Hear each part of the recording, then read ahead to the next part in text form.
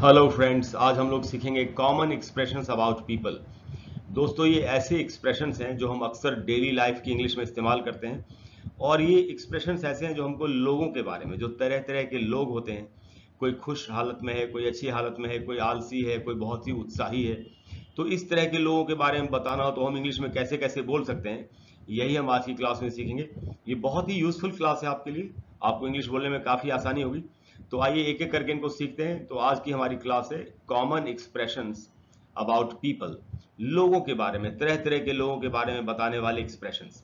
तो पहला एक्सप्रेशन है दोस्तों, जो नंबर 1 आपके सामने, to be on cloud 9। To be on cloud 9 का मतलब क्लाउड 9 पर होना। तो इसका असल में क्या मीनिंग है? इसकी मीनिंग है टू बी एक्सट्रीमली हैप्पी। अगर कोई बहुत ज्यादा खुश है तो वो ये कह सकता है कि मैं क्लाउड 9 पर हूं, और वही उसका एग्जाम्पल बनाया है।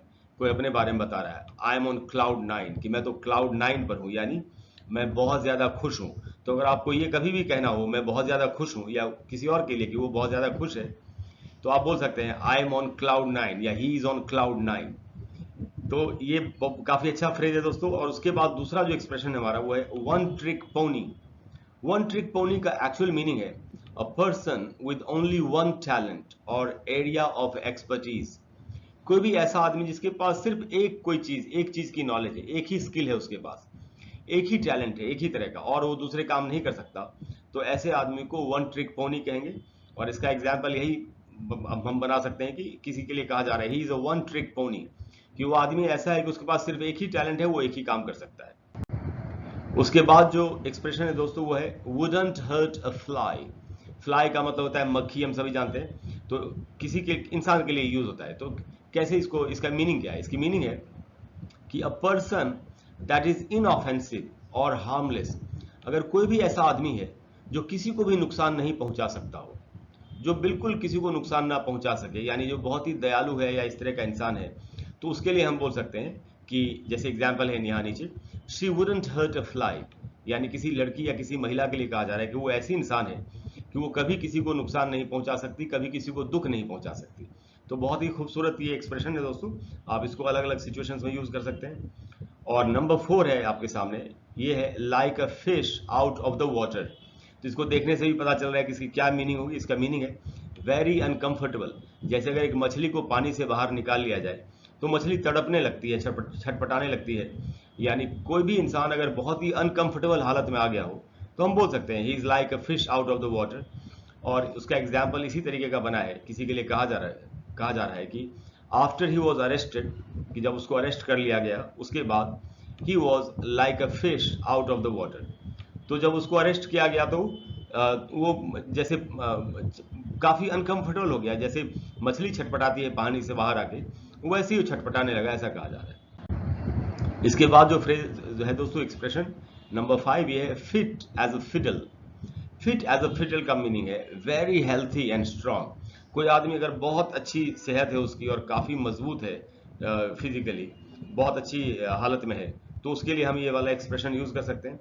जैसे कोई अपने बारे में कोई अपने दादाजी के बारे में बता रहा है कि my grandfather is still as fit as a fiddle, कि मेरे दादाजी जो हैं वो आज भी बहुत ज्यादा स्ट्रांग एंड हेल्थी हैं, काफी मजबूत और स्वस्थ हैं। तो आप किसी भी ऐसे इंसान के लिए जो बहुत ही हेल्थी और स्ट्रांग हो, ये एक्सप्रेशन यूज कर सकते हैं।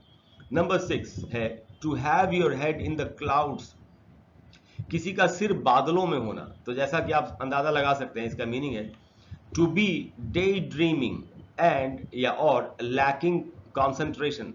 अगर कोई आदमी है जो दिन में सपने देखता रहता हो, हमेशा ख्यालों में खोया रहता हो, या जो किसी चीज पर अपनी कॉन्सेंट्रेशन नहीं बना पाता हो, उसके लिए, ऐसे इंसान के लिए आप ये वाला एक्सप्रेशन यूज कर सकते हैं। जैसे किसी के लिए कहा जा रहा है कि एग्जाम्पल कैसे सेंटेंस में यूज करेंगे कि he can't do anything for long. किसी इंसान के लिए कहा जा रहा है कि वो लंबे टाइम तक कुछ काम नहीं कर सकता। क्यों? Because he always has his head in the clouds, क्योंकि वो हमेशा ख्यालों में खोया रहता है और उसका कंसंट्रेशन बिल्कुल नहीं बन पाता, तो वो लंबे समय तक किसी काम को कर नहीं सकता। उसके बाद जो एक्सप्रेशन है ये है to be under the weather. और मैं आपको बता दूं ये बहुत ही कमाल का एक्सप्रेशन है और बहुत ही हाई क्वालिटी का है। और इसकी मीनिंग होती है टू फील सिक, यानी बीमार हो जाना। तो कोई बीमार हो गया हो तो हम बोलते हैं ना ही इज सिक या ही इज इल, वैसे ही आप बोल सकते हैं he is under the weather. एक एग्जाम्पल बना किसी लड़की के लिए कहा जा रहा है she is under the weather, तो इसका मतलब है कि वो बीमार है। उसके बाद दोस्तों number 8, to be as right as rain. इसका मीनिंग है टू फील हेल्थी और वेल अगेन। अगर कोई आदमी फिर से अपना स्वस्थ हो चुका है या अच्छा महसूस कर रहा है, पहले चूंकि उसकी तबीयत खराब हो गई थी या जो भी था और अब वो बिल्कुल स्वस्थ है, तो ऐसी बात को बताने के लिए कि वो अब बिल्कुल स्वस्थ है, आप इस एक्सप्रेशन का इस्तेमाल कर सकते हैं। और इसका एग्जाम्पल है कि किसी के लिए बताया जा रहा है he had fallen sick last month, पिछले महीने वो बीमार हो गया था, but now he is as right as rain, लेकिन अब वो फिर से एकदम ही हेल्थी है, स्वस्थ हो चुका है और अच्छा हो चुका है। तो to be as right as rain का मतलब है टू फील हेल्थी और वेल अगेन। उसके बाद है दोस्तों नंबर 9, और ये भी बहुत टॉप क्लास का एक्सप्रेशन है, ये है ईगर बीवर। ईगर बीवर का मीनिंग है a person who is enthusiastic and wanting to do something very much. कोई भी ऐसा आदमी जो अति उत्साही हो, अत्यंत उत्साही हो, जोश में भरा हुआ हो और किसी भी काम को करने के लिए तत्पर रहता हो, ऐसे इंसान को आप ईगर बीवर बोल सकते हैं। जनरली बच्चों के लिए इसका बड़ा ज्यादा इस्तेमाल होता है, क्योंकि बच्चे बहुत ही इंथुजियाज्म के साथ किसी काम को करना चाहते हैं। तो यह इसको सेंटेंस में कैसे यूज करेंगे, किसी के लिए कहा जा रहा है he learns everything very quickly, वो बहुत जल्दी से तेजी से चीजों को सीख लेता है। He is an eager beaver, क्योंकि वो एक ईगर बीवर है, यानी ऐसा आदमी है जो अति उत्साही है और सब कुछ कर लेना चाहता है, सीख लेना चाहता है।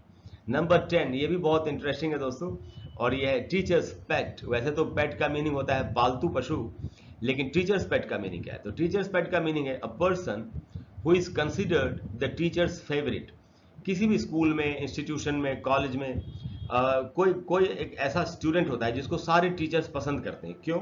क्योंकि वो स्टूडेंट काफ़ी ओबीडियंट होता है, काफ़ी पढ़ने में अच्छा होता है, उसका रिजल्ट अच्छा होता है और काफ़ी शिष्टाचार के साथ बिहेवियर करता है।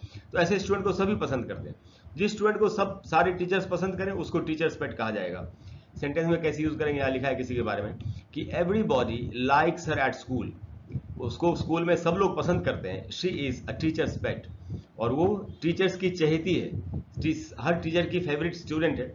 तो जो हर टीचर का फेवरेट स्टूडेंट हो, चाहे लड़का हो चाहे लड़की हो, उसको टीचर्स पेट कहा जाएगा। उसके बाद है नंबर 11, गोल्ड डिगर। ये आपने सुना भी होगा, बहुत ज्यादा इस्तेमाल होता है। गोल्ड डिगर का मतलब होता है a person who is pursuing a relationship with another for the sole purpose of benefiting from their wealth। देखिए आपने देखा होगा कि कुछ लोग ऐसे होते हैं, और खास करके लड़कियों के लिए ज्यादा इस्तेमाल होता है, कि कुछ लड़कियां ऐसी होती हैं जो अपनी उम्र से बहुत ज्यादा बड़े उम्र के आदमी के साथ भी शादी कर लेती हैं या उसके साथ प्यार का रिश्ता इसलिए रखती हैं क्योंकि वो आदमी काफी अमीर होता है। तो एज में बहुत ज्यादा गैप होते हुए भी सिर्फ पैसे के लिए अगर कोई इस तरीके से दोस्ती करे, शादी कर ले या प्यार में के बंधन में फंस जाए, तो ऐसी महिला को या ऐसी लड़की को गोल्ड डिगर कहते हैं। गोल्ड डिगर यानी सोने की खुदाई करने वाली। तो एक एग्जाम्पल के तौर पे कैसे यूज करेंगे, जैसे किसी लड़की या महिला के लिए यहाँ कहा जा रहा है कि she is a gold digger, यानी वो एक ऐसी लड़की या महिला है जो पैसे के लिए संबंध बनाती है। नंबर 12 है दोस्तों पार्टी पूपर।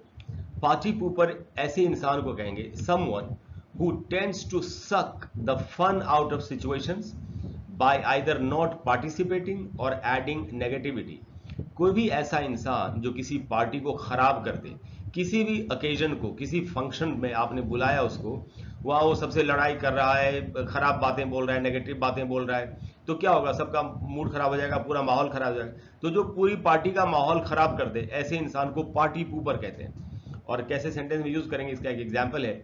कुछ लोग आपस में बात कर रहे हैं ऐसे ही किसी आदमी के बारे में कि लेट्स नॉट इनवाइट हिम, कि यार उसको इनवाइट नहीं करते हैं, नहीं बुलाएंगे। क्यों? Because he is a party pooper, क्योंकि वो पार्टी को खराब करने वाला इंसान है। तो दोस्तों ये सारे एक्सप्रेशन है जो हमने सीखे, आप इनको इस्तेमाल करके बहुत अच्छी इंग्लिश बोल सकते हैं। आप जानते हैं मेरे चैनल का नाम है learn English online with Krishna. अगर आपको आज की क्लास अच्छी लगी हो तो प्लीज़ वीडियो को लाइक करें, चैनल को सब्सक्राइब करें, शेयर करें, और बेल आइकॉन को प्रेस करके ऑल नोटिफिकेशन ज़रूर ऑन कर लें, जिससे कि मैं जब भी कोई वीडियो डालूं तो आपको पता चल जाए कि एक वीडियो आ गया है और आप उसको देख करके अच्छी इंग्लिश बोल सकें। Thank you very much.